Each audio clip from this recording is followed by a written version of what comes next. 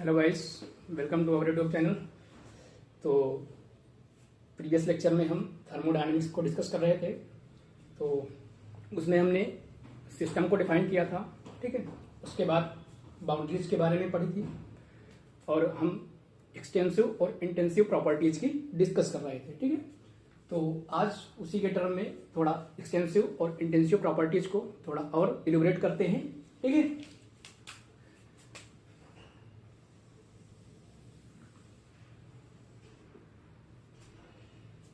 तो हमने पढ़ा था, ठीक है, एक्सटेंसिव और इंटेंसिव प्रॉपर्टीज। इंटेंसिव एंड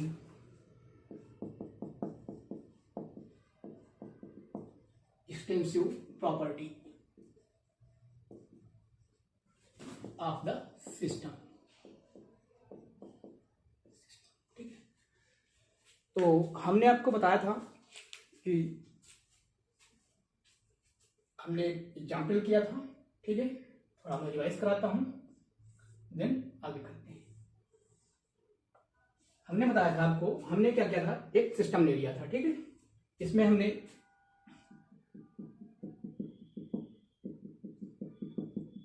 इस सिस्टम को हमने फिल कर दिया, ठीक।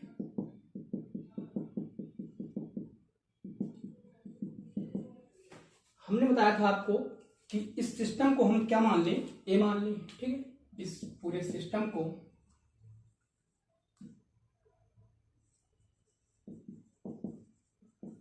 ए मान लें, ठीक है। और इस सिस्टम की प्रॉपर्टी को, ठीक है, प्रॉपर्टी को हम एक्स मान लिया, ठीक है। अगर हम मान लें कि इसमें 300, ठीक है, जो इसका मास है कितना मान ले, 300 ग्राम मान ले, ठीक है। और वॉल्यूम मान ले 300 ml, ठीक है।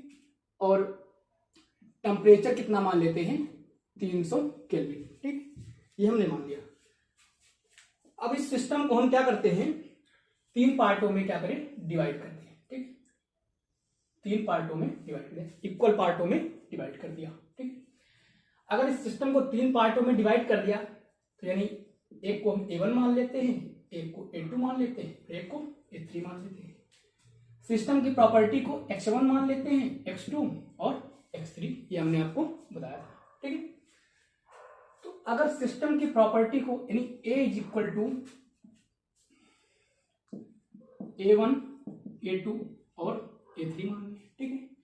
और X is equal to X1, X2 और X3 मान लें। तो हमने यहां पे देखा जो ये मास था, ठीक है। अगर मास की बात करें तो मास भी क्या होगा, डिवाइड हो जाएगा, ठीक है। यानी 300 ग्राम मास है, जब हमने इक्वल पार्ट में इसको डिवाइड किया तो मास क्या होगा, 100 ग्राम मास इक्वल पार्ट में क्या होगा, डिवाइड हो जाएगा, ठीक है। तो मास की बात करें तो 100 ग्राम इसमें हो जाएगा और 100 ग्राम और 100 ग्राम, ठीक है। वॉल्यूम की बात करें तो वॉल्यूम भी डिवाइड हो जाएगा, ठीक है। वॉल्यूम की बात करें तो 100 ml इसमें हो जाएगा, 100 ml और 100 ml, ठीक है। लेकिन अगर टेम्परेचर की बात करें, ठीक है, तो टेम्परेचर, ठीक है, टेम्परेचर तो डिवाइड होगा नहीं, ठीक है। कि टोटल इसका जो टेम्परेचर था 300 केल्विन था, ठीक है। जब हमने इसको डिवाइड किया तो एक एक का 100 हो जाएगा, ऐसा तो होगा नहीं, ठीक है। तो टेम्परेचर क्या होगा, इसका भी 300 केल्विन रहेगा, ठीक है। इसका भी 300 केल्विन रहेगा और इसका भी 300 केल्विन रहेगा, ठीक है। जैसे एक बॉटल में हमारे पास पानी है, ठीक है। तो पानी चाहे उसको हम जितने भी पार्टों में डिवाइड कर दें, ठीक है, लेकिन उसका टेम्परेचर क्या रहेगा, सेम रहेगा, ठीक है। तो ये सब हमने आपको बताया था।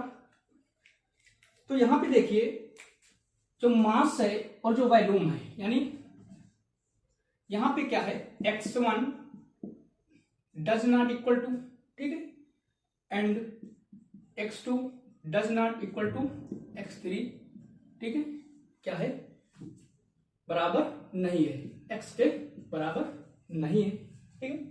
यहां पे X कितना था, 300 ग्राम, वॉल्यूम कितना था, 300 ml और टेम्परेचर कितना था, 300 केल्विन, ठीक है। तो यहां पे देखिए यानी x1 x2 x3, ठीक है, तीनों क्या है, बराबर नहीं है। तो ऐसे नहीं, सिस्टम की ये क्या है, ये प्रॉपर्टी सिस्टम के साइज पे इंडिपेंडेंट है, ठीक है, डिपेंड नहीं करती है, ठीक है। तो ये क्या हो जाएंगी, ऐसी प्रॉपर्टी को हम क्या बोलेंगे, एक्सटेंसिव प्रॉपर्टी। एक्सटेंसिव प्रॉपर्टी क्या होती है, इंडिपेंडेंट होती है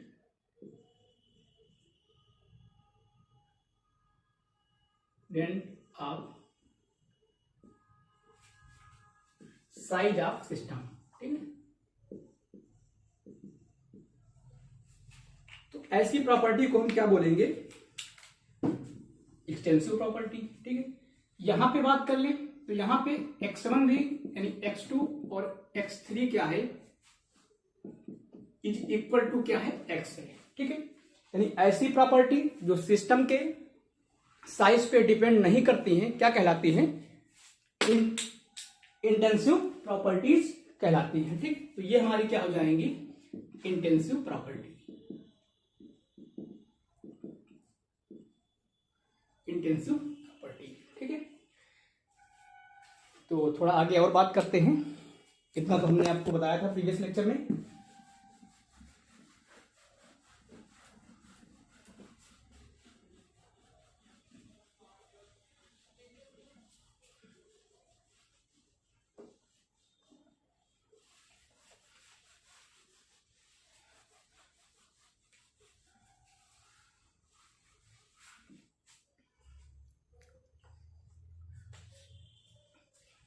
अगर हम इंटेंसिव और एक्सटेंसिव प्रॉपर्टीज को डिफाइन करें, ठीक है,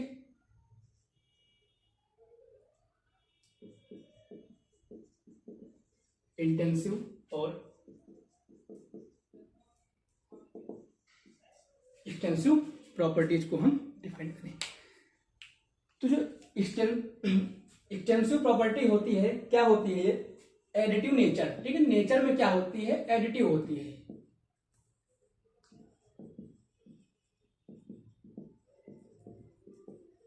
एडिटिव नेचर। और जो इंटेंसिव प्रॉपर्टी होती है, नेचर में क्या होती है, एडिटिव नहीं होती है, नॉट एडिटिव नेचर, ठीक, नॉट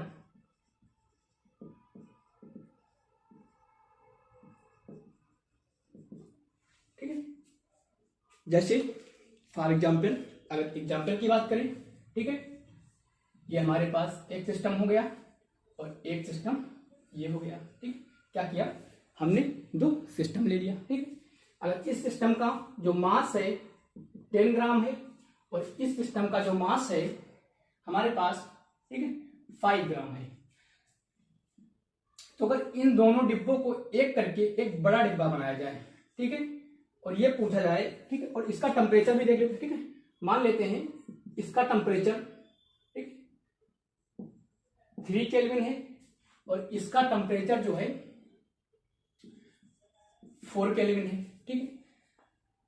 तो जो मास है, ठीक है, ये जो इसका मास है m1 और, ठीक है, और ये m2, तो मास क्या है, एडिटिव नेचर में है, ठीक है। तो अगर इसका हम मास पूछेंगे तो m टोटल बराबर यानी m1 प्लस m2 यानी 5 प्लस 10 कितना हो जाएगा, 15 ग्राम हो जाएगा।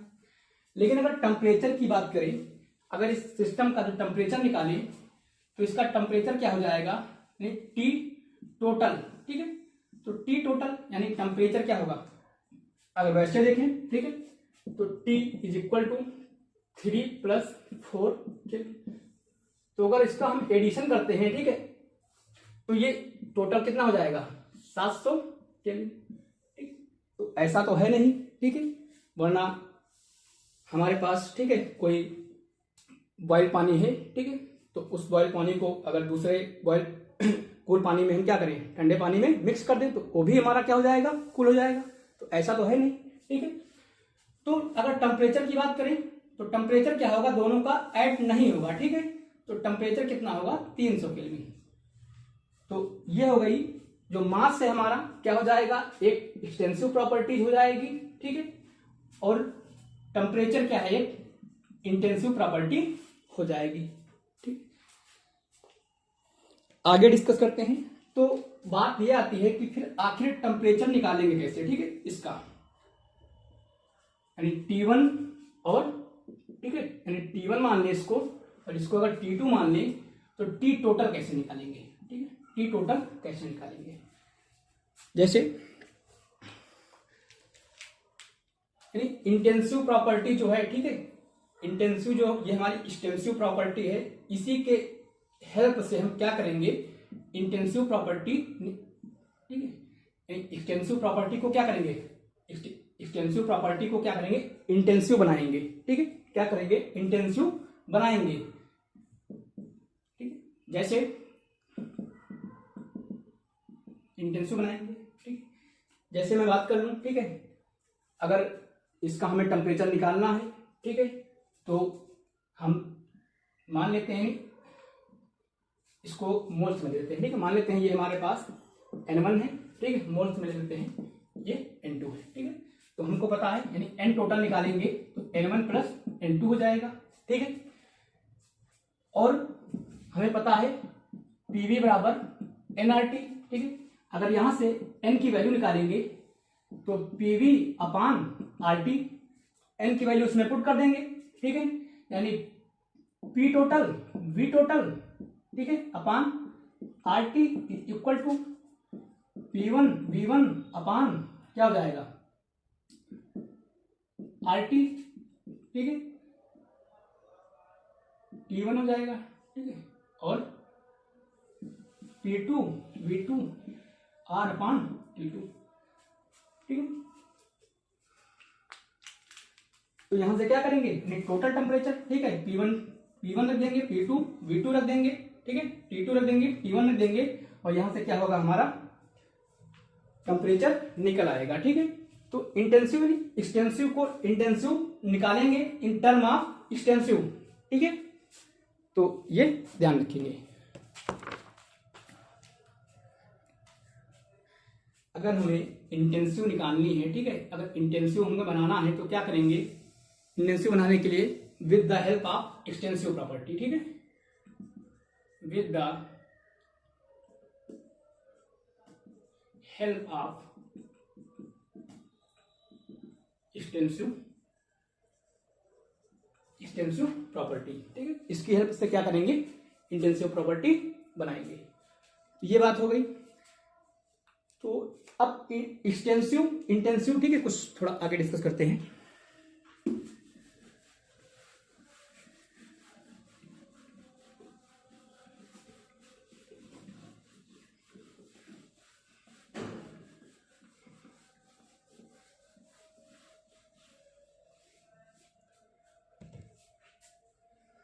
अगर हमें एक्सटेंसिव प्रॉपर्टी को कन्वर्ट करना है इंटेंसिव प्रॉपर्टी में, ठीक है,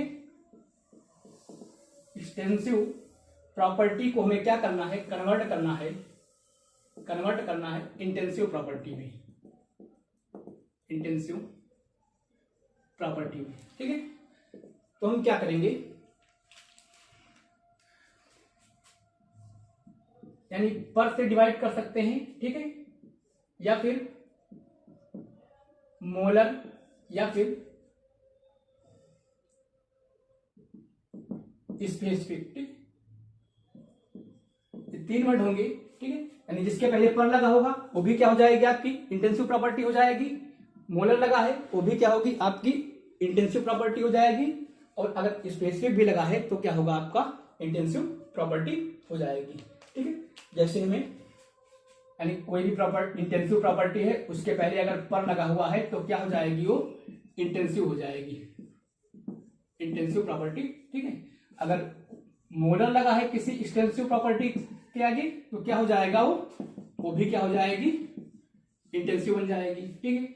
अगर स्पेसिफिक लगा है, स्पेसिफिक किसी इंटेंसिव प्रॉपर्टीज के आगे अगर स्पेसिफिक वर्ड लगा है तो क्या हो जाएगा, वो भी क्या हो जाएगी, इंटेंसिव प्रॉपर्टी हो जाएगी, ठीक।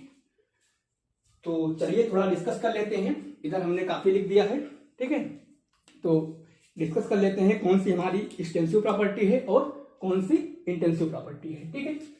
तो अगर हम प्रेशर की बात करें, ठीक है, तो प्रेशर हमारी क्या है, इंटेंसिव प्रॉपर्टी है, ठीक है, क्योंकि प्रेशर जो एटमॉस्फेरिक प्रेशर है सब पे समान लगता है, ठीक है, जितना हमारे ऊपर लग रहा है, दीवार पे लग रहा है, ठीक है, यानी सब पे क्या होता है, एटमॉस्फेरिक प्रेशर बराबर लगता है। तो एटमॉस्फेरिक प्रेशर को हम क्या करते हैं, ठीक है, ऐड नहीं कर सकते हैं। तो ये क्या हो जाएगी, इंटेंसिव प्रॉपर्टी हो जाएगी, ठीक। अगर फोर्स की बात करें, फोर्स यानी कोई छोटा है तो उसके पास कम फोर्स होगा, बड़ा है ज्यादा फोर्स होगा, ठीक है। तो फोर्स क्या है, एडिटिव है, तो ये क्या हो जाएगी, एक इंटेंसिव प्रॉपर्टी हो जाएगी, ठीक है। टेम्परेचर की बात करें तो टेम्परेचर अभी हमने डिस्कस किया था, ये भी क्या है, इंटेंसिव प्रॉपर्टी है, ठीक है। अगर हम मास की बात करें तो मास क्या हो जाएगा, ठीक है, कोई चीज छोटी है तो उसका मास छोटा होगा, कोई चीज बड़ी है तो उसका मास क्या हो जाएगा, ज्यादा हो जाएगा। ये भी क्या हो जाएगी, एक इंटेंसिव प्रॉपर्टी हो जाएगी, ठीक है। बात करें मोल्स की, ठीक है, मोल्स की, तो मोल्स हम निकाल सकते हैं, ठीक है, मोल्स को कैलकुलेट कर सकते हैं। तो मोल्स क्या हो जाएगा, हमारा एक इंटेंसिव प्रॉपर्टी हो जाएगा। और मोलर वॉल्यूम, ठीक है, अभी हमने बताया मोलर शब्द, अगर मोलर वर्ड आ जाता है किसी इंटेंसिव प्रॉपर्टीज के आगे तो वो क्या हो जाएगा, इंटेंसिव प्रॉपर्टी हो जाएगा। तो मोलर वॉल्यूम क्या हो जाएगा, हमारा इंटेंसिव प्रॉपर्टी हो जाएगी, ठीक है। फ्री एनर्जी, ठीक है, एनर्जी है अभी, ये भी क्या हो जाएगी, इंटेंसिव प्रॉपर्टी हो जाएगी। इंटरनल एनर्जी, एनर्जी चाहे जो कोई भी एनर्जी हो, ठीक है, क्या हो जाएगी, वो इंटेंसिव प्रॉपर्टी होगी, ठीक है। एंथैल्पी की बात करें, एंथैल्पी भी क्या हो जाएगी, एक इंटेंसिव प्रॉपर्टी हो जाएगी, ठीक है। डेंसिटी की बात करें, डेंसिटी, ठीक है, चाहे यानी अगर डेंसिटी क्या होगी, एक इंटेंसिव प्रॉपर्टी होगी, ठीक है। चाहे एक बॉटल की पानी की डेंसिटी निकालनी हो या फिर एक तालाब की डेंसिटी पानी की डेंसिटी निकालनी हो, ठीक है, डेंसिटी क्या होगी, एक इंटेंसिव प्रॉपर्टी होगी, ठीक है। अगली रिफ्रैक्टिव इंडेक्स, ठीक है, रिफ्रैक्टिव इंडेक्स क्या होता है वाटर के लिए, ठीक है, सभी के लिए सेम होता है। तो ये भी क्या हो जाएगी, एक इंटेंसिव प्रॉपर्टी हो जाएगी। विस्कोसिटी की बात करें तो विस्कोसिटी भी क्या है, इंटेंसिव प्रॉपर्टी है, ठीक है। स्पेसिफिक हीट कैपेसिटी, तो अभी हमने बताया अगर स्पेसिफिक वर्ड आएगा तो क्या हो जाएगा, एक इंटेंसिव प्रॉपर्टी हो जाएगी। तो ये भी क्या हो जाएगी, इंटेंसिव प्रॉपर्टी हो जाएगी। हीट कैपेसिटी, हीट कैपेसिटी क्या है, एक एक्सटेंसिव प्रॉपर्टी है, क्या है, इंटेंसिव प्रॉपर्टी है, ठीक है। और बॉइलिंग पॉइंट की बात करें तो बॉइलिंग पॉइंट भी क्या है, इंटेंसिव प्रॉपर्टी है, ठीक है। तो ये हो गया हमारा एक्सटेंसिव और इंटेंसिव प्रॉपर्टी, ठीक है। कैसे हम निकालेंगे हमने आपको मेथड बताया, ठीक है, उसके बेस पे आप बता सकते हैं। तो आई होप आपको ये समझ में आया होगा, ठीक है। बाकी हम बात करते हैं अगले टॉपिक, ठीक है।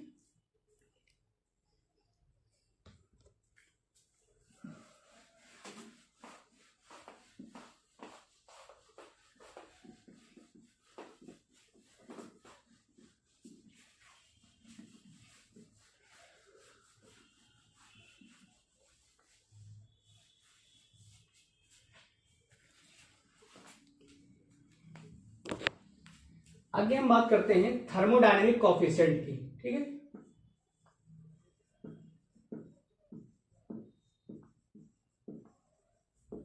थर्मोडायनेमिक कोएफिशिएंट,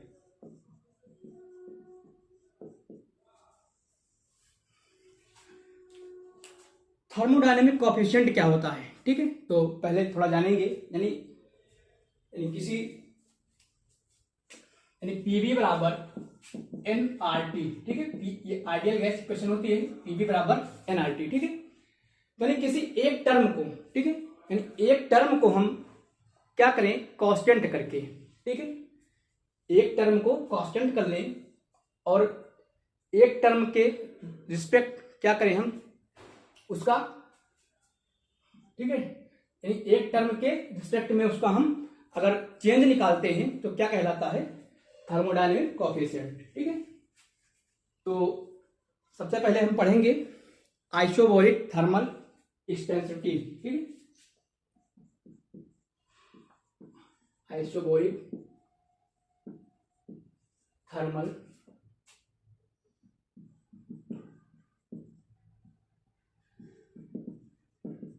विटी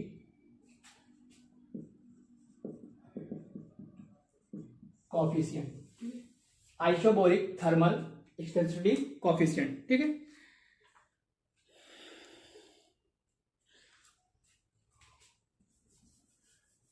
तो आइसोबोरिक, ठीक है, आइसोबोरिक का मतलब क्या है, यानी प्रेशर कांस्टेंट रहेगा, इसमें क्या होगा, प्रेशर कांस्टेंट रहेगा, ठीक है, प्रेशर क्या होगा, कांस्टेंट। मान लेते हैं हमारे पास कोई एक सिस्टम है, ठीक है, ये क्या है, सिस्टम हो गया। तो इस सिस्टम का अगर हम प्रेशर कांस्टेंट कर दें, क्या कर दें, प्रेशर कांस्टेंट कर दें, ठीक है। तो प्रेशर कांस्टेंट करेंगे और टेम्परेचर को क्या करें, इंक्रीज कर दें, क्या करें, टेम्परेचर को इंक्रीज करेंगे। इस सिस्टम में कोई चाहे सॉलिड भरा हो या लिक्विड हो या गैस हो, है कुछ भी हो सकता है, ठीक है। तो अगर इसका प्रेशर कांस्टेंट है, टेम्परेचर बढ़ाएंगे, तो टेम्परेचर बढ़ाने से क्या होगा, यानी इसका वॉल्यूम क्या होगा, इसका वॉल्यूम इंक्रीज होगा, ठीक है। टेम्परेचर, किसी चीज का टेम्परेचर बढ़ाएंगे तो उसका वॉल्यूम इंक्रीज होगा, यानी कहने का मतलब क्या है, एक्सपैंड होगा, ठीक है, क्या हो जाएगा, एक्सपैंड हो जाएगा। क्योंकि जब टेम्परेचर बढ़ाएंगे तो क्या होगा,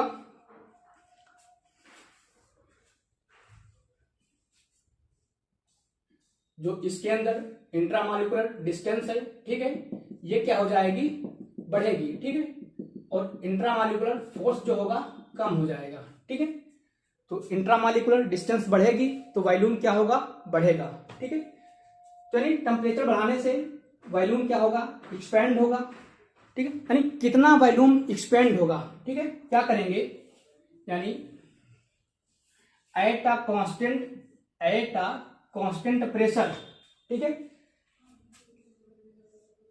change in volume with respect temperature, ठीक है, विद रिस्पेक्ट टेम्परेचर, ठीक है। तो कितना वॉल्यूम इसका बढ़ेगा, ठीक है, एक्सपैंड होगा। तो ये हमारी क्या हो गई, एक प्रॉपर्टी हो गई, ये क्या है, प्रॉपर्टी हो गई, ठीक है, ये क्या है, प्रॉपर्टी है। तो इसको हम थर्मोडायनेमिक, ठीक है, कोफिशिएंट बनाने के लिए, यानी अल्फा, ठीक है, अगर हमें इसे कोफिशिएंट बनाना है तो क्या करेंगे, 1/v से क्या करेंगे, इसको डिवाइड कर देंगे, ठीक है, क्योंकि ये प्रॉपर्टी है, ठीक है, प्रॉपर्टी यानी एक्सटेंसिव प्रॉपर्टी, ये क्या है, एक्सटेंसिव होगी, ठीक है, एक्सटेंसिव है। और हम जानते हैं अगर एक्सटेंसिव होगी तो किसी एक सिस्टम के लिए हम, ठीक है, यानी सिस्टम हमें ऐसी प्रॉपर्टी लेकर, सिस्टम को ऐसे, यानी सिस्टम क्या होगा, अगर अलग अलग सिस्टम लेंगे तो उसकी प्रॉपर्टी क्या होगी, चेंज होती रहेंगी, यानी प्रॉपर्टी को क्या करना है, एक लेकर के चलना है। इसलिए हम क्या करेंगे, इसको इंटेंसिव प्रॉपर्टी बनाएंगे, क्या करेंगे, इंटेंसिव प्रॉपर्टी बनाने के लिए हम क्या करेंगे, 1/v से इसको डिवाइड करेंगे, ठीक है। तो ये हमारा हो जाएगा आइसोबोरिक थर्मल एक्सटेंसिटी कोएफिशिएंट, ठीक है।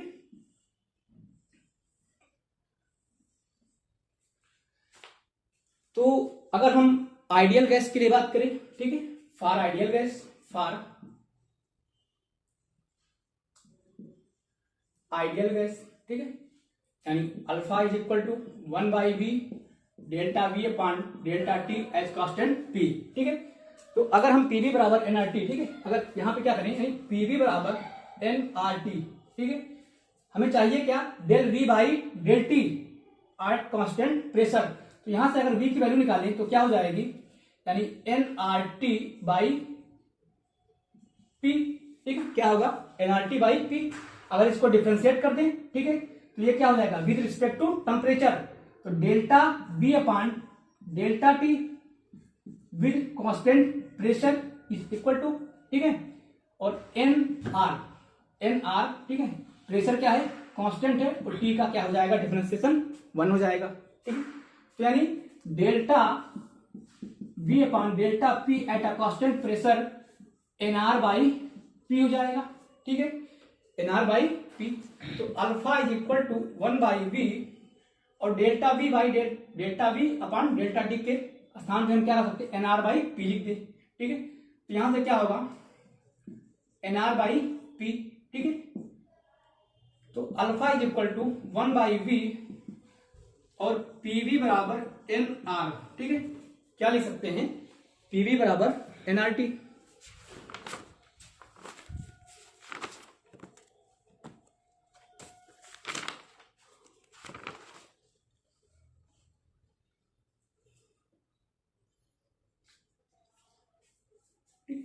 तो यहां से क्या हो जाएगा एनआर, ठीक है, अल्फा बराबर क्या हो जाएगा एनआर अपान पीवी, और पीवी बराबर क्या होता है, पीवी बराबर एनआरटी, ठीक है, क्या होगा पीवी बराबर एनआरटी। तो alpha is equal to N R upon N R T, NR से एनआर कट जाएगा, अल्फा इज इक्वल टू क्या हो जाएगा 1 अपान टी, ठीक है, यानी पर केल्विन, क्या आएगा पर केल्विन, ठीक है। तो आइसोबैरिक थर्मल एक्सपेंसिविटी कोएफिशिएंट में जो अल्फा की जो वैल्यू होती है क्या होती है 1 अपान टी, ठीक, ये हो जाएगा हमारा आइसोबैरिक थर्मल एक्सपेंसिव कोएफिशिएंट, ठीक है। अगली हम चर्चा करते हैं, ठीक है, वंडरवाल के लिए नहीं करते हैं, वंडरवाल काफी ज्यादा बिग डेरिवेशन है, ठीक है, तो वहां पे हम नहीं कर सकते हैं। आगे हम बात करेंगे आइसोथर्मल कंप्रेसिबिलिटी कोएफिशिएंट, ठीक है, ये हमारा आइसोबैरिक थर्मल एक्सपेंसिविटी कोएफिशिएंट था।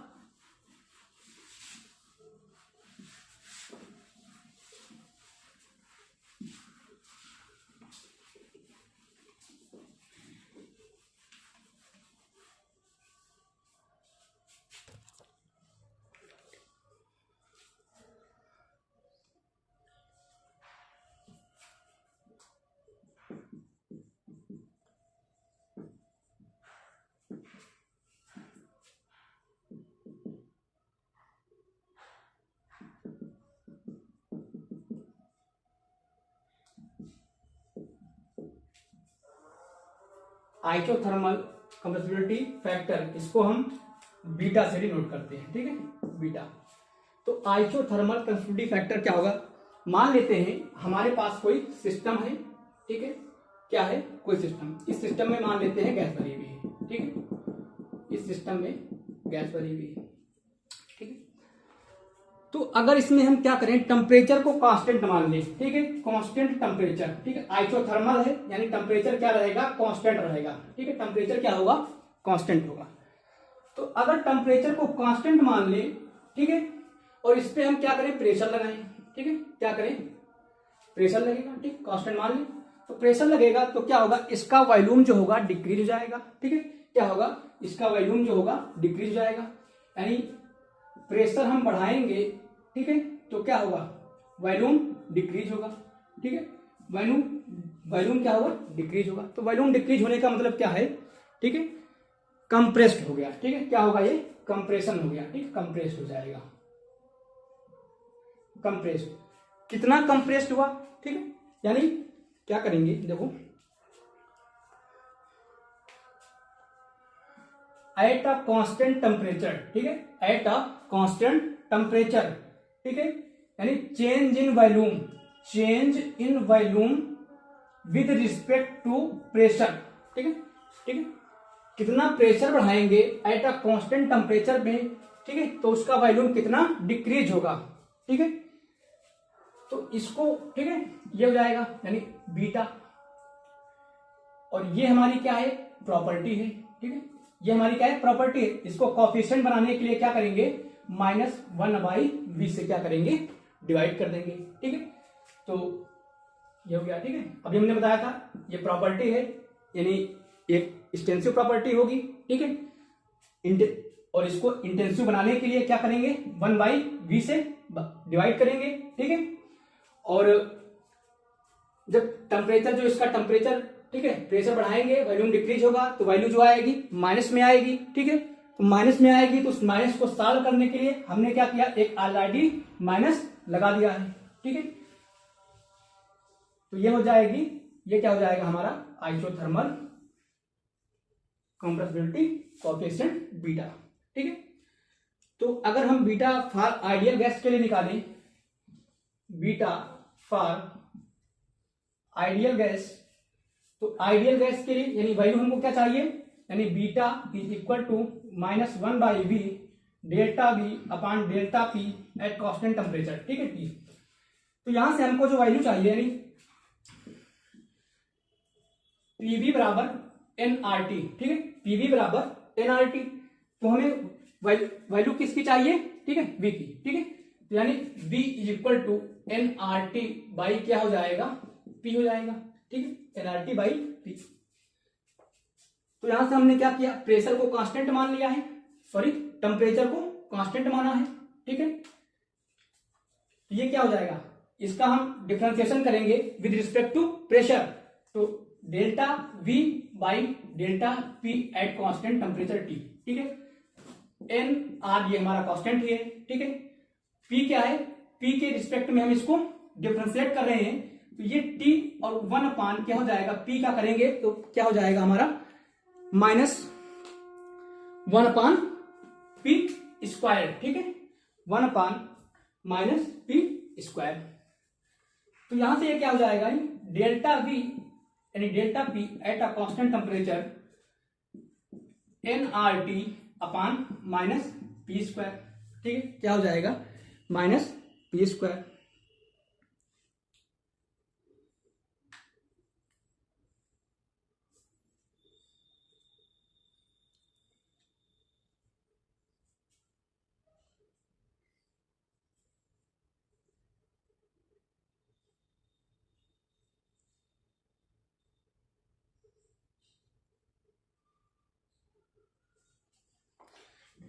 तो इतना ही हो गया, ठीक है। और हमें पता है यानी पीवी बराबर nRT, ठीक है, पीवी बराबर nRT।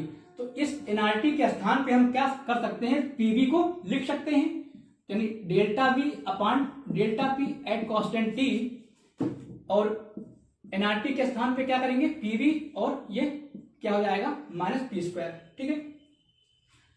पी से क्या हो गया, पी कट जाएगा, एक पी, ठीक है, क्या होगा, एक पी कट जाएगा। और यहां पे देखिए एक चीज, यहां पे क्या था, वॉल्यूम भी था, ठीक है। तो यहां पे क्या करेंगे, 1/v से भी इसको -1/v से डिवाइड करेंगे, ठीक है। यहां पे क्या हो जाएगा, -1/v, ठीक।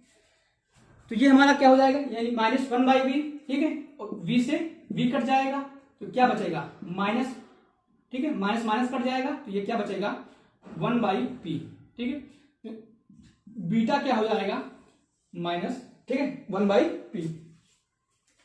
तो ये हमारा हो गया, यानी बीटा क्या हो जाएगा 1/p, ठीक है। तो इस प्रकार आइसोथर्मल कंप्रेसिबिलिटी फैक्टर को हमने डिफाइन कर दिया, ठीक है।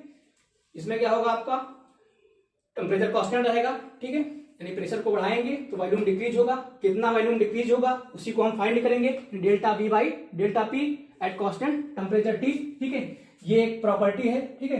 यानी सिस्टम को हम, जब हम एक सिस्टम को लेकर के चलेंगे, तो अगर इंटेंसिव प्रॉपर्टी होगी तो हर सिस्टम अलग अलग डिफाइन करना पड़ेगा, सिस्टम को तो एक ही मान के चलना पड़ेगा। इसीलिए हम क्या करते हैं, इसको इंटेंसिव प्रॉपर्टी बनाने के लिए -1/v से हमने क्या किया, डिवाइड किया, ठीक है। तो अगर हम बीटा निकाले फॉर आइडियल गैस के लिए, ठीक है, तो पीवी बराबर nRT, यानी v equal to nRT upon p। तो अगर इसको डिफरेंशिएट करेंगे with respect to p at constant t, ठीक है, तो क्या हो जाएगा nRT, ठीक है, और बाई p, तो p क्या हो जाएगा -p स्क्वायर हो जाएगा, ठीक है। nRT को हम क्या लिख सकते हैं, pv बराबर nRT, तो nRT के स्थान पे क्या क्या pv लिख दिया, ठीक है, 1/v और pv -1/p स्क्वायर, v से v कट जाएगा, p से एक p कट जाएगा, क्या बचेगा 1/p, ठीक। ये हमारा हो गया आइसोथर्मल कंप्रेसिबिलिटी फैक्टर बीटा, ठीक। आगे हम एक थर्ड फैक्ट कोफिशिएंट है, ठीक है, आइसोकोरिक थर्मल प्रेशर कोफिशिएंट, ठीक है, आइसोकोरिक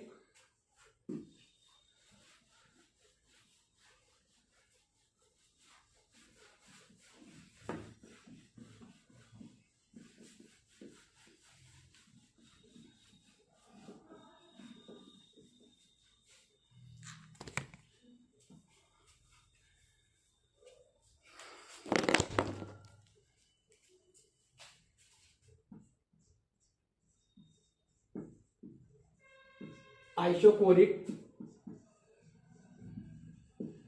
थर्मल प्रेशर कोफिशिएंट, ठीक है, आइसोकोरिक थर्मल प्रेशर कोफिशिएंट, इसको हम गामा से डिनोट करते हैं, ठीक है, क्या हो जाएगा गामा से, ठीक है। तो इसमें आपका क्या हो जाएगा, ठीक है, यानी चेंज, यानी प्रेशर को इसमें क्या करेंगे हम, ठीक है, वॉल्यूम को कांस्टेंट रखेंगे। आइसोकोरिक, आइसोकोरिक का मतलब क्या है, इसमें वॉल्यूम क्या रहेगा, कांस्टेंट रहेगा, ठीक है। तो यानी वॉल्यूम को कांस्टेंट कर देंगे, यानी क्या होगा,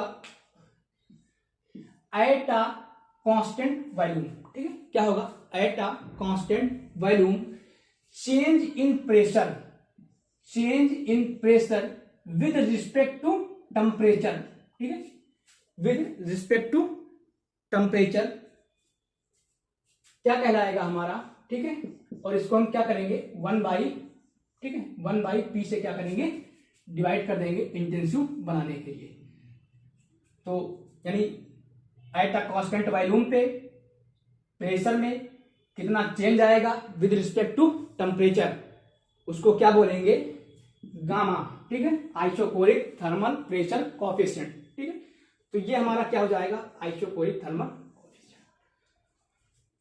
तो ये हो गया थोड़ा बेसिक, ठीक है। अगर हम इसको भी आइडियल गैस के लिए निकालें, for ideal gas, for ideal gas, तो आइडियल गैस के लिए हमको पता है पीवी बराबर एनआरटी, ठीक है। हमको यहां से क्या चाहिए, प्रेशर, यानी P is equal to NRT by V, ठीक है, एनआरटी बाई वी।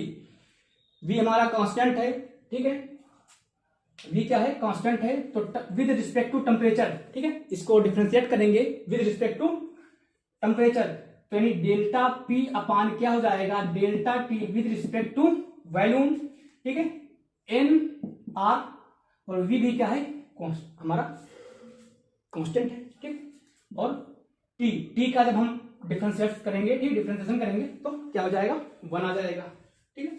तो यहां से क्या आ गया हमारा, यानी पीवी बराबर पीवी यानी delta P upon delta T V, constant V is equal to N R by V, ठीक, क्या जाएगा, एन आर बाई। इस delta P upon delta T at constant V की जो वैल्यू है हमारी, ये निकल के आई है, इसको क्या करेंगे, फार्मूले में पुट कर देंगे। तो gamma is equal to 1 by P, ठीक है, एन आर बाई वी। तो एन आर बाई क्या हो जाएगा, पीवी, ठीक है, एन आर बाई क्या हो जाएगा, पीवी। तो पीवी बराबर क्या होता है, एनआरटी, यानी गामा इज इक्वल टू, अगर पीवी बराबर क्या होता है, एनआरटी, तो इस पीवी के स्थान पे हम क्या कर सकते हैं, एनआरटी लिख सकते हैं, ठीक है, पीवी के स्थान पे क्या करेंगे, एनआरटी, तो N R upon N R T, NR से एनआर कट जाएगा, यानी गामा बराबर क्या हो जाएगा, 1 अपान टी, ठीक है। गामा जो कोएफिशिएंट आएगा, isochoric thermal pressure coefficient gamma क्या हो जाएगा, 1 अपान टी, ठीक है। तो ये हमारे हो गए थर्मोडायनेमिक कोएफिशिएंट, ठीक है, यानी कोई एक टर्म को हम कांस्टेंट करके, ठीक है, दो टर्मों को विद रिस्पेक्ट में उसका चेंज निकालेंगे, क्या कहलाएगा, थर्मोडायनेमिक कोएफिशिएंट कहलाएगा, ठीक है। तो ये बात हो गई, थोड़ा आगे हम डिस्कस करेंगे, ठीक है। तो इतना आपको समझ में आया होगा।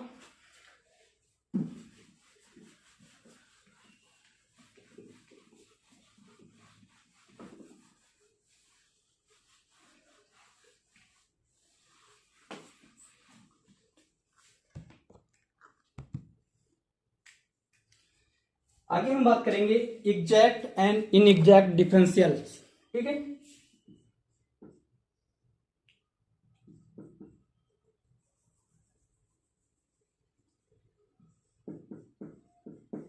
एग्जैक्ट, ठीक है, क्या है, exact and exact differential and in exact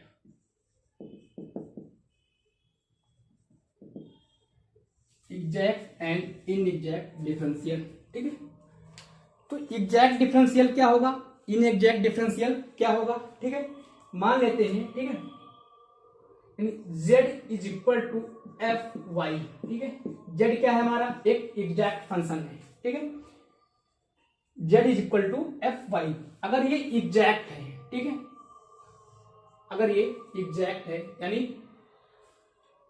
del Z, ठीक है, क्या होगा हमारा, अगर डी जेड की बात, इसका डिफरेंशियल करें, ठीक है, यानी डी जेड क्या हो जाएगा हमारा, अगर इसका हम एग्जैक्ट डिफरेंशियल लिखें, ठीक है, तो क्या होगा, डी जेड यानी डेल जेड अपान, ठीक है, डेल जेड अपान क्या हो जाएगा, डेल एक्स, ठीक है, क्या होगा, del Z upon del X at constant Y, ठीक है, D X plus del Z upon del Y at constant X D Y, ठीक है। ये क्या हो जाएगा हमारा एग्जैक्ट डिफरेंशियल हो जाएगा, ठीक है। अगर एक केस और ले लें, ठीक है, यानी D Z is equal to del Z upon del X at constant Y D X plus del Z upon del Y X D Y, ठीक है। तो अगर ये एग्जैक्ट है, ठीक है, अगर क्या है, ठीक है, एग्जैक्ट है, अगर ये dz जो हमारा है एक एग्जैक्ट फंक्शन है, ठीक है, क्या है, एग्जैक्ट है, एग्जैक्ट है, तो क्या हो जाएगा, del Z square upon del X into del Y, क्या हो जाएगा, del X into del Y is equal to del Z del square Z del Y upon del Z, ठीक है। यहां पर भी लिखें del square Z upon del X into del Y is equal to del square Z upon del Y upon del X, ठीक है। तो अगर ये एग्जैक्ट फंक्शन है, ठीक है, यानी del square Z upon del X del Y is equal to del square Z upon del X Y, ठीक है, ये अगर एग्जैक्ट फंक्शन है तो ये इसके इक्वल होगा। अगर ये डेल जेड इनएग्जैक्ट फंक्शन है, ठीक है, इनएग्जैक्ट फंक्शन है तो ये क्या होगा, ये इक्वल नहीं होगा, ठीक है। अगर जेड हमारा क्या है, एग्जैक्ट फंक्शन है, ठीक है, अगर इक्वल आएंगी तो क्या होगा, एक एग्जैक्ट फंक्शन हो जाएगा, अगर ये इक्वल नहीं आएंगी तो क्या हो जाएगा, इनएग्जैक्ट फंक्शन हो जाएगा, ठीक है। तो अगर इसको हम क्या करें, ठीक है, इसको हम ऐसे भी लिखते हैं, अगर इसको हम m मान ले और इसको हम n मान ले, ठीक है, इसको भी m मान लेते हैं, इसको भी n मान लेते हैं, ठीक है। तो अगर यहां से हम लिखें D Z equal to M D X plus N D Y, ठीक है, और यहां पे लिखें D Z is equal to M D X plus N D Y, ठीक है, एन डी वाई।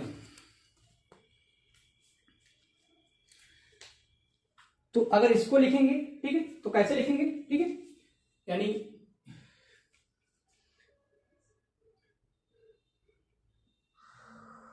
क्या हो जाएगा, यानी डेल एम बाई, ठीक है, डेल एम बाई क्या हो जाएगा, डेल वाई, यानी वाई के रिस्पेक्ट में, ठीक है, यानी क्या हो जाएगा, डेल वाई, ठीक है, क्या हो जाएगा हमारा डेल वाई एट कांस्टेंट क्या हो जाएगा, X plus del N upon क्या हो जाएगा हमारा,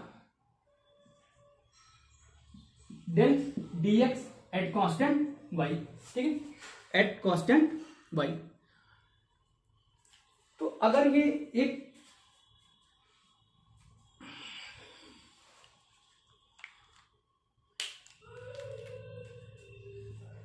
तो यहां से अगर देखें, ठीक है, डेल क्या हो जाएगा, del M upon del Y at constant X is equal to क्या हो जाएगा, del N upon del Y at constant Y. अगर ये क्या है, इक्वल हो जाएगा, ठीक है, अगर ये इक्वल रहेगा आएगा तो ये क्या हो जाएगा, एक एग्जैक्ट फंक्शन हो जाएगा। अगर यहां पे लिखें, यानी डेल एम, ठीक है, del M respect to Y क्या हो जाएगा, del Y at constant X, ठीक है, plus del N upon del Y at constant Y. ठीक है, ये हो जाएगा हमारा।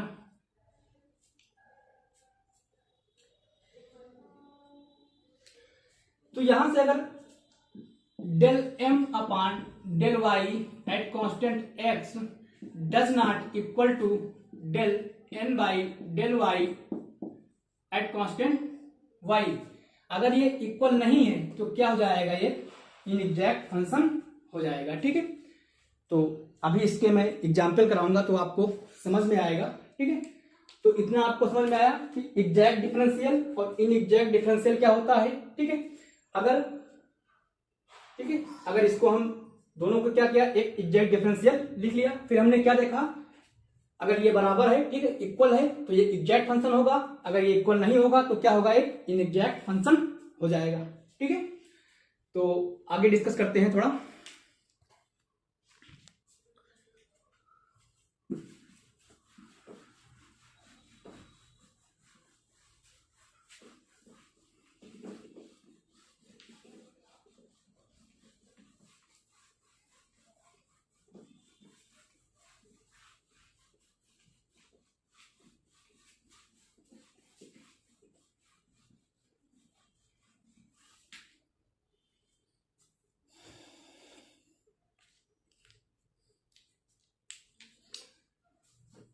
यहां पे हमने डिस्कस किया कि अगर D Z is equal to क्या हो जाएगा हमारा, ठीक है, यानी डी जेड इक्वल टू क्या है, एक एग्जैक्ट फंक्शन है। ठीक है, अगर डी जेड एक एग्जैक्ट फंक्शन है, क्या है, एग्जैक्ट फंक्शन है, और डी जेड एक इन एग्जैक्ट फंक्शन है, क्या है, इन एग्जैक्ट फंक्शन है। ठीक है, तो dz अगर एग्जैक्ट फंक्शन है तो यहां पे क्या हो जाएगा, यानी डेल m अपान डेल, ठीक है, del m upon del y at constant to x is equal to क्या हो जाएगा, del n is upon del x at constant y। ठीक है, अगर इनएग्जैक्ट है यानी del m is equal to del m upon del y at constant x does not equal to del n upon del x at constant y। अगर ये does not equal to है तो इनएग्जैक्ट होगा, अगर dz एग्जैक्ट है, ठीक है, तो ये इसके बराबर होगा। तो अगर ये इसके बराबर होगा, ठीक है, dz एक एग्जैक्ट फंक्शन होगा, अगर dz क्या है, एक एग्जैक्ट फंक्शन होगा, तो ऐसे फंक्शन को हम क्या बोलेंगे, स्टेट फंक्शन। क्या बोलेंगे, स्टेट फंक्शन। ठीक है, तो अगर dz एक इनएग्जैक्ट फंक्शन है, ठीक है, क्या है, dz एग्जैक्ट है, ठीक है, एग्जैक्ट डिफरेंशियल है। ठीक है, अगर dz क्या है, एक एग्जैक्ट डिफरेंशियल है, तो ऐसे को हम क्या बोलेंगे, पाथ फंक्शन। ठीक है, क्या बोलेंगे, पाथ फंक्शन। तो आपको ये समझ में आया होगा। ठीक है, ये जो कहानी थी हम इसीलिए बता रहे थे कि आपको पाथ फंक्शन, ठीक है, और स्टेट फंक्शन, ठीक है, क्या होता है। ठीक है, तो इसीलिए हमने ये सब कहा। ठीक, तो यहां से आप जान जाएंगे कि dz अगर हमारा एग्जैक्ट है तो क्या होगा, स्टेट फंक्शन होगा। ठीक है, और अगर dz इनएग्जैक्ट है तो क्या होगा, पाथ फंक्शन होगा। ठीक है, आगे मैं प्रूफ करता हूं। ठीक है, तो आपको बेहतर समझ में आएगा।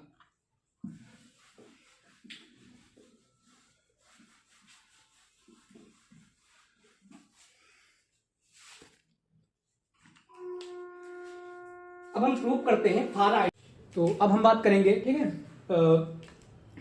डिफाइन करेंगे हम अल्फा को। ठीक है, यानी आइडियल, एग्जैक्ट और इनएग्जैक्ट फंक्शन को आइडियल गैस के लिए। ठीक है, तो उसमें हम देखेंगे आइडियल गैस। ठीक है, ideal gas, ideal gas for 1 मोल। ठीक है, आइडियल गैस फॉर 1 मोल यानी पीवी बराबर एन आर टी, नहीं एन इज इक्वल टू 1 हो जाएगा। ठीक है, तो आर टी,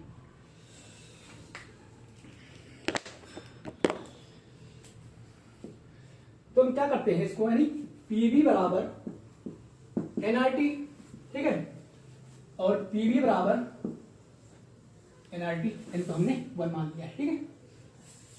पीवी बराबर आरटी।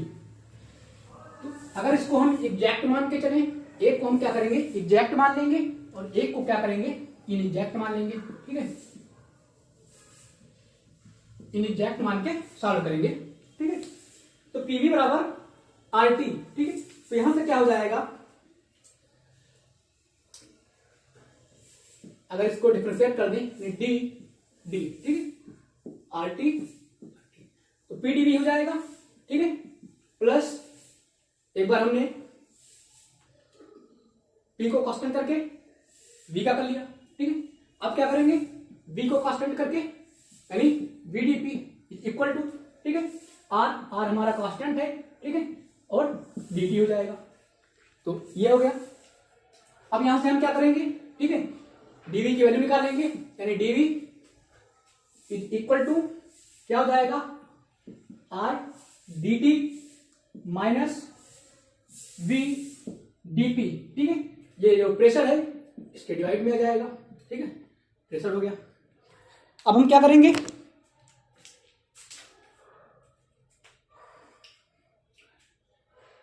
अभी हमने बताया था, ठीक है, फॉर एग्जैक्ट डिफरेंशियल के लिए क्या करेंगे, यानी एग्जैक्ट डिफरेंशियल के लिए जो वैल्यू यानी del m upon del y at constant x is equal to del n by del x at constant, ये क्या हो जाएगा x और y, ठीक है।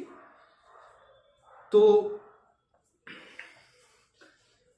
इसके अकॉर्डिंग, ठीक है, इसको सॉल्व करेंगे तो देखिए यहां पे क्या हो जाएगा, dt के टर्म रिस्पेक्ट में क्या करना है, इसको डिफरेंशिएट करना है, ठीक है। क्या हो जाएगा डेल अपॉन डेल टी, ठीक है, r by P at constant pressure, ठीक है, एट कांस्टेंट क्या हो जाएगा हमारा प्रेशर हो जाएगा,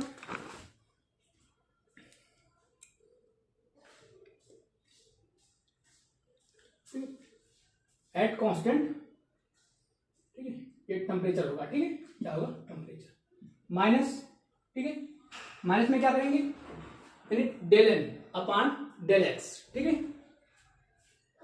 तो डेल अपॉन डेल पी, ठीक है, क्या हो जाएगा डेल अपॉन डेल पी, ठीक है, वी अपॉन पी क्या होगा V upon P at constant pressure, ठीक, एट कांस्टेंट क्या हो जाएगा प्रेशर हो जाएगा। अगर इसको हम प्लस मान लें, ठीक है, तो इसको माइनस में लेकर के चलते हैं, अंदर माइनस हो जाएगा, ठीक है।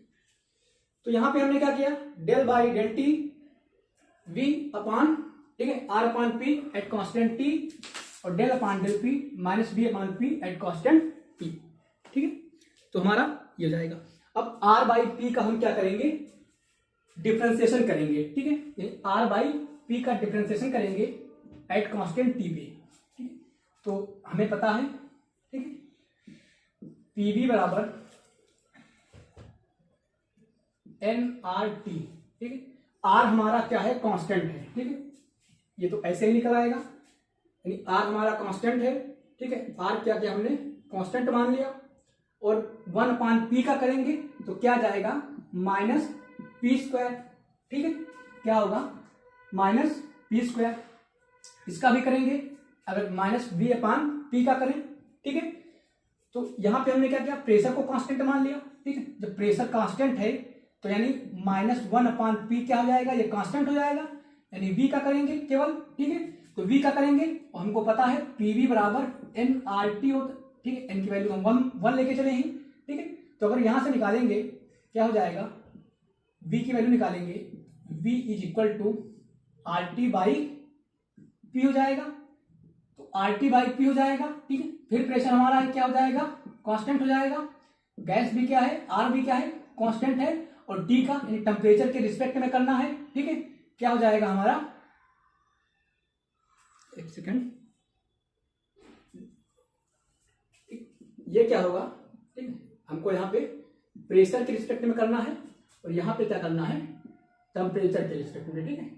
क्या करना है, टेम्परेचर के, ठीक है। यहाँ पे टेम्परेचर हमारा कांस्टेंट है, यहाँ पे क्या हो जाएगा,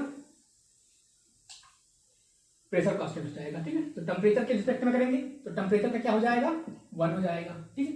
तो यहाँ से क्या हो जाएगा, -r/p², क्या होगा, -r/p², ठीक है। ये क्या हो जाएगा, -r/p², ठीक है। तो यहां से हमने क्या देखा, ठीक है, यानी दोनों क्या आ रहे हैं, इक्वल आ रहे हैं। तो इक्वल आ रहे हैं यानी क्या होगा, ये एक एग्जैक्ट होगा, ठीक है। अगर ये एग्जैक्ट डिफरेंशियल है तो इक्वल आएगा, ठीक है। तो ये हो गई बात। अगर पीवी बराबर एनआरटी की बात कर लें, ठीक है, पीवी बराबर एनआरटी तो क्या होगा, आ जाएगा, ठीक है, क्या होगा, यानी पी डीवी, ठीक है, P D V plus V D P हो जाएगा इज इक्वल टू आरटी, ठीक है, क्या हो जाएगा, आरटी। अब यहां से P D V is equal to R T, ठीक है, माइनस वी डीपी हो जाएगा, पी डीवी यानी D W is equal to क्या होता है, माइनस पी डीवी। तो माइनस पी डीवी क्या है, वर्क डन है, ठीक है। तो ये क्या हो जाएगा, डी डब्ल्यू हो जाएगा, ठीक है। तो ये डी डब्ल्यू हो गया इज इक्वल टू, ठीक है। यहां पे क्या करें, ठीक है, एक सेकेंड, हाँ, अगर इसको हम माइनस कर लें, ठीक है, यहां पे क्या करें, माइनस, और इसको टोटल क्या कर दें, माइनस, ठीक है। तो ये क्या होगा, अंदर जाएगा, प्लस का हो जाएगा, ठीक है, ये प्लस का और ये माइनस का। तो इसको वी डीपी माइनस आरटी लिख सकते हैं, ठीक है, वी डीपी माइनस आरटी, ये हो जाएगा। तो D W is equal to, ठीक है, डेल बाई क्या हो जाएगा हमारा,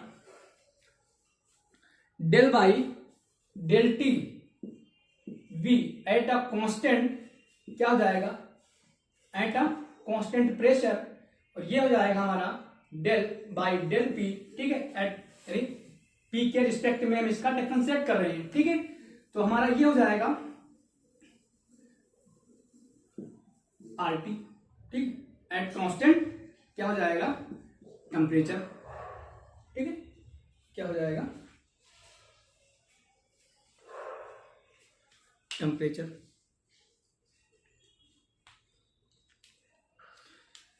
तो यहां से निकालेंगे यानी V की वैल्यू निकालेंगे, ठीक है, यानी पीवी बराबर एनआरटी, क्या होगा, पीवी बराबर एनआरटी, ठीक है। तो यहां से V की वैल्यू निकालेंगे यानी P क्या हो जाएगा, N की वैल्यू तो 1 ही है, ठीक है।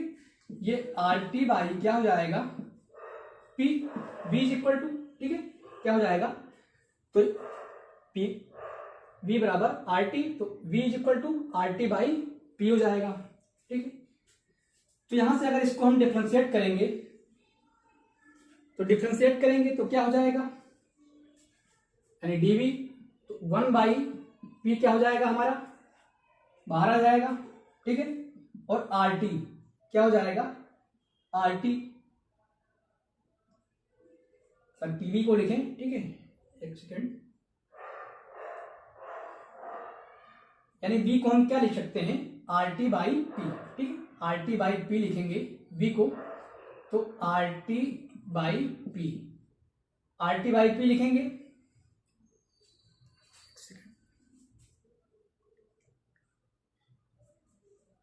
तो ठीक है, आरटी बाई पी, तो आर क्या है, कांस्टेंट है, और प्रेशर भी हमारा क्या है, ठीक है, प्रेशर को हमने कांस्टेंट माना है, तो टी हो जाएगा, ठीक है, टी का क्या हो जाएगा, 1 हो जाएगा। तो ये क्या हो जाएगा हमारा, आर बाई क्या हो जाएगा, पी हो जाएगा, ठीक है, क्या होगा, आर बाई पी हो जाएगा। यहां पे देखें, ठीक है,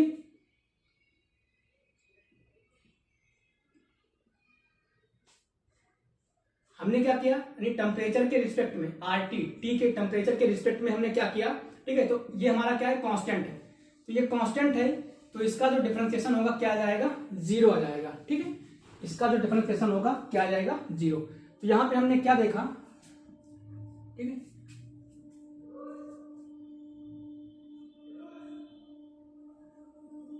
यहाँ पे dt होगा, ठीक है, हाँ dt, तो T आ जाएगा यानी टेम्परेचर, ठीक है, डिफरेंस एट P, हाँ ये हो गया। तो यहाँ पे हमने क्या देखा, ठीक है, दोनों टर्म क्या है, इक्वल नहीं है, ठीक है, तो दोनों टर्म इक्वल नहीं है, ये क्या हो जाएगा, एक इनएग्जैक्ट डिफरेंशियल हो जाएगा, ठीक है, क्या होगा, एक इनएग्जैक्ट डिफरेंशियल होगा, ठीक है।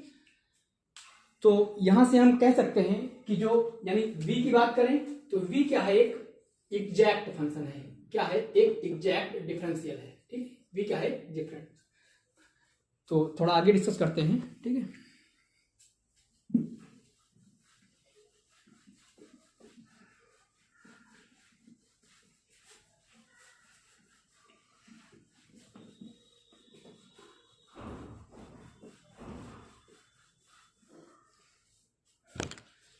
तो यहां से हमने क्या देखा कि अगर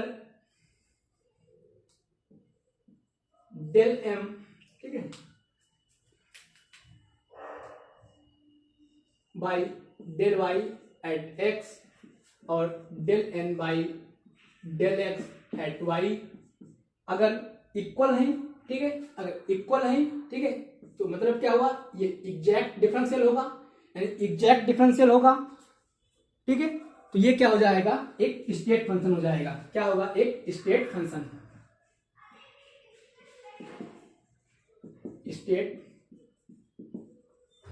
स्टेट फंक्शन हो जाएगा। इसीलिए जो v है क्या है, ठीक है, जो वॉल्यूम है क्या है, स्टेट फंक्शन है, ठीक है, एक क्या है, स्टेट फंक्शन। दूसरी बात करें dw, ठीक है, dw क्या है, ठीक है, अभी हमने बताया आपको कि del m by del y at constant x, del n by del x at constant y अगर डज नॉट इक्वल टू है, ठीक है, तो अभी हमने देखा जो वर्क डन है क्या है, एक पाथ फंक्शन है, क्या है, एक पाथ फंक्शन है, ठीक है, क्या है, पाथ फंक्शन है, ठीक, क्योंकि जो, ठीक है, dw है क्या है, इनएग्जैक्ट फंक्शन है, ठीक है, इसलिए वॉल्यूम क्या है, स्टेट फंक्शन है और dw क्या है, पाथ फंक्शन है, ठीक। तो अब बात आती है कि जो ये dz अगर हमारा एग्जैक्ट है, ठीक है, dz अगर एग्जैक्ट है तो हमने आपको बताया कि ये एक स्टेट फंक्शन होगा, क्या होगा, एक स्टेट फंक्शन होगा, ठीक है, एक स्टेट फंक्शन होगा। और हमने आपको बताया कि dz अगर एक इनएग्जैक्ट फंक्शन है, इनएग्जैक्ट डिफरेंशियल है, ठीक है, डिफरेंशियल फंक्शन नहीं होगा, एग्जैक्ट डिफरेंशियल है, तो क्या हो जाएगा, एक पाथ फंक्शन होगा, ठीक है, क्या होगा, एक पाथ फंक्शन होगा। तो ये स्टेट फंक्शन होगा क्यों, ठीक है, क्वेश्चन ये है कि ये स्टेट फंक्शन होगा क्यों, ठीक है, तो उसके बारे में डिस्कस करते हैं।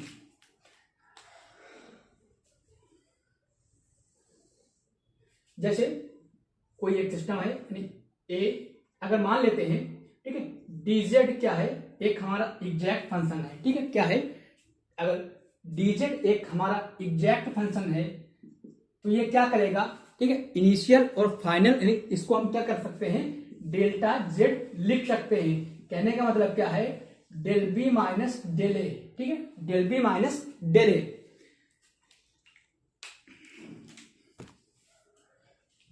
और अगर हमारा dw, ठीक है, अगर dz क्या है, एक एग्जैक्ट फंक्शन है तो क्या होगा, डेल्टा z लिख सकते हैं, ठीक है। अगर dw हमारा क्या है, एक इनएग्जैक्ट फंक्शन है, क्या है, एक इनएग्जैक्ट फंक्शन है, ठीक है, इनएग्जैक्ट फंक्शन है तो dw का अगर हम, ठीक है, dw को जैसे मान लेते हैं, ठीक है, d integration of a to b, ठीक है, dw, तो इसको हम डेल्टा w नहीं लिख सकते हैं, ठीक है, क्योंकि ये क्या है, एक पाथ फंक्शन है, ठीक है, जो इनएग्जैक्ट डिफरेंशियल है, ठीक है। इसलिए हम क्या करेंगे, dw नहीं लिखते हैं, ठीक है, यानी W2 माइनस W1 नहीं लिखते हैं, ठीक है, डेल्टा W नहीं लिखते हैं। B और A, तो ये क्या हो गई बात थोड़ी हमारी एग्जैक्ट और इनएग्जैक्ट, ठीक है। तो यहां से हमने सीखा कि पाथ फंक्शन और स्टेट फंक्शन निकल के आए, ठीक है। पाथ फंक्शन क्या हो गए और स्टेट फंक्शन क्या हो गए, यानी अगर dz हमारा जो है एक एग्जैक्ट फंक्शन होगा तो क्या कहलाएगा, वो एक स्टेट फंक्शन होगा। और अगर dz एक जो dz है इनएग्जैक्ट डिफरेंशियल होगा तो क्या कहलाएगा, आपका पाथ फंक्शन कहलाएगा, ठीक है।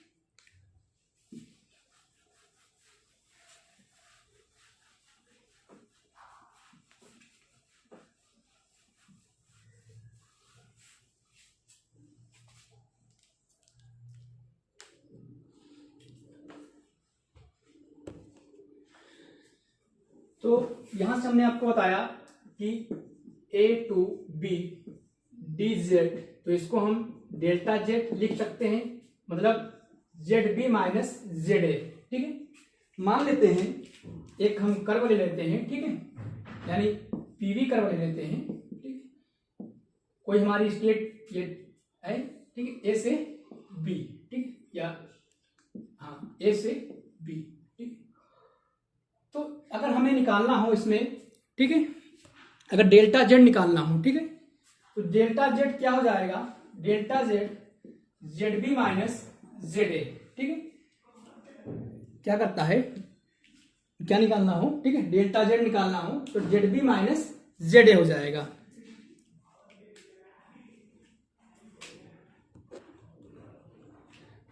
तो मान लेते हैं ये फर्स्ट पाथ है, ठीक है, ये इसका सेकंड है और ये थर्ड है, सेकंड और थर्ड।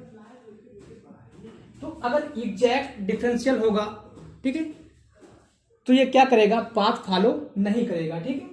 ये क्या करेगा, पाथ फॉलो नहीं करेगा, ओनली इनिशियल एंड फाइनल, ठीक है, स्टेट को क्या करेगा, फॉलो करेगा। इसीलिए यानी ये क्या हो जाएगी, इनिशियल स्टेट, ठीक है, इनिशियल स्टेट, ये क्या हो जाएगी, फाइनल स्टेट, ठीक है। ये क्या, तो इसलिए जो डेल जेड होगा क्या कहलाएगा, एक स्टेट फंक्शन, स्टेट फंक्शन, ठीक है, क्या कहलाएगा, एक स्टेट फंक्शन। तो इतना आपको समझ में आया होगा, ठीक है। तो अगर dz एक स्टेट फंक्शन है, ठीक है, अगर स्टेट फंक्शन है, स्टेट फंक्शन है मीन्स अगर एग्जैक्ट डिफरेंशियल है, ठीक है, तो यानी integration of dz is equal to Z B minus Z A लिख सकते हैं। अगर इनएग्जैक्ट है, ठीक है, अगर dz एक इनएग्जैक्ट फंक्शन है, ठीक है, तो इंटीग्रेशन ऑफ ए बी, ठीक है, dz इक्वल टू हम डेल्टा जेड या Z B minus Z A, ठीक है। अगर इनएग्जैक्ट है, ठीक है, अगर इनएग्जैक्ट फंक्शन है तो इसको हम नहीं लिख सकते हैं, ठीक है। इनएग्जैक्ट फंक्शन होगा तो ये डेल्टा जेड नहीं लिखेंगे इसको, ठीक है। इसीलिए जो हमारा वर्क डन निकालते हैं हम dw, इसको केवल w मान के चले जाते हैं, ठीक है।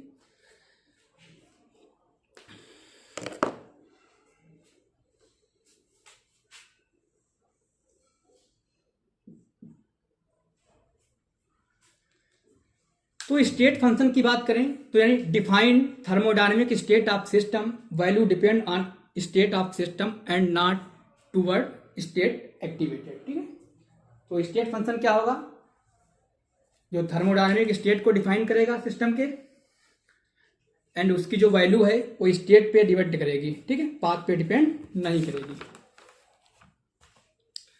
तो थोड़ा कंडीशन भी पढ़ते हैं, ठीक है।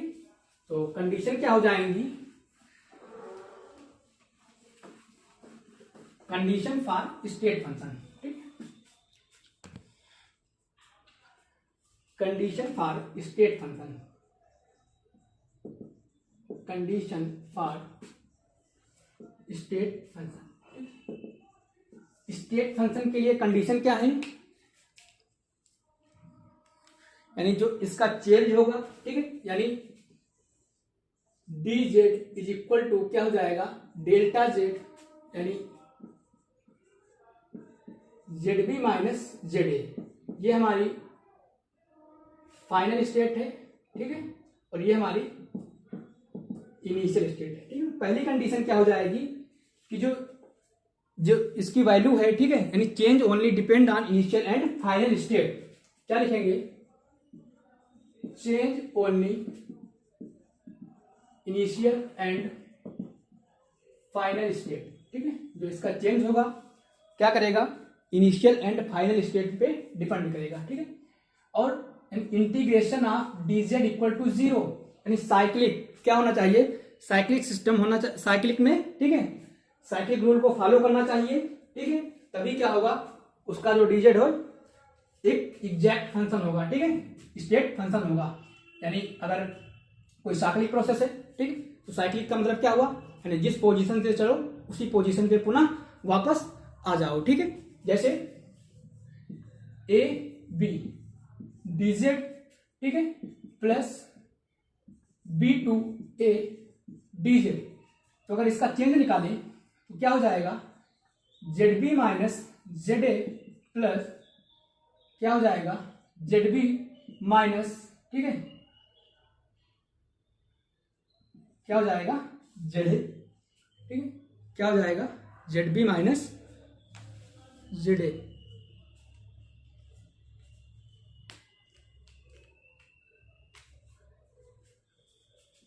ये बी टू ए, ठीक है, बी टू ए, तो यहां से जेड ए कैंसिल हो जाएगा, जेड बी, यानी जो इंटीग्रेशन आएगा इसका क्या हो जाएगा, 0। साइक्लिक इंटीग्रेशन क्या होना चाहिए, 0 होना चाहिए, ठीक है।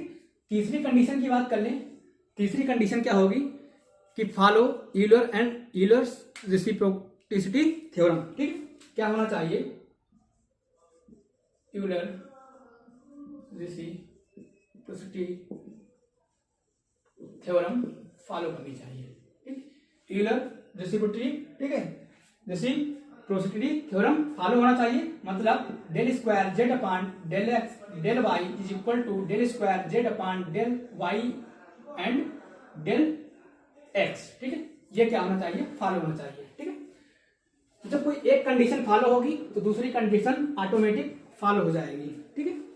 तो ये थी condition for state function. State function के लिए क्या होना चाहिए, यानी change only initial and final state पे डिपेंड करेगा, ठीक है। साइक्लिक, उसका जो साइक्लिक इंटीग्रेशन होगा क्या होगा, 0 होगा, ठीक है, और यूलर रेसिप्रोसिटी थ्योरम को क्या करेगा, फॉलो करेगा, ठीक है। तो ये बात हो गई हमारी कंडीशन, ठीक है, फॉर स्टेट फंक्शन के लिए, ठीक है। आगे हम बात करेंगे प्रोसेस के बारे में, ठीक है, प्रोसेस क्या होता है उसके बारे में डिस्कस करेंगे। तो आज इतना ही रखते हैं, बाकी मैं करूंगा नेक्स्ट लेक्चर में। तो थैंक यू सो मच, और चैनल को सब्सक्राइब करें।